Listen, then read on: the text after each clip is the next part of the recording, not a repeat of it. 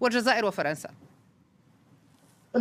الذي يختلف هو التاريخ. علاقتنا بروسيا تمتد منذ وقف إطلاق النار، أين اعترف الاتحاد السوفيتي سابقا بالحكومة المؤقتة الجزائرية في وقت كانت فرنسا الدولة المستعمرة. اليوم إيمانويل ماكرون، دعيني أقول أنه تحت ضغط الدولة العميقة في فرنسا، أحزاب اليمين، حتى إيمانويل ماكرون متخبط في قراراته، وهو من يؤجل بطريقة غير مباشرة هذه الزيارة. حتى الظروف في الشارع الفرنسي لا تسمح بزيارة دولة للرئيس عبد المجيد تبون في ظل مشاكل داخلية. سنأتي إلى هذه النقطة بعد قليل. أذهب إلى سيد حسن العيادي. سيد حسن العيادي، بهذه الزيارة إلى روسيا الكثير يقولون بأنها رسالة واضحة موجهة للغرب بأن الجزائر تقف مع حليفها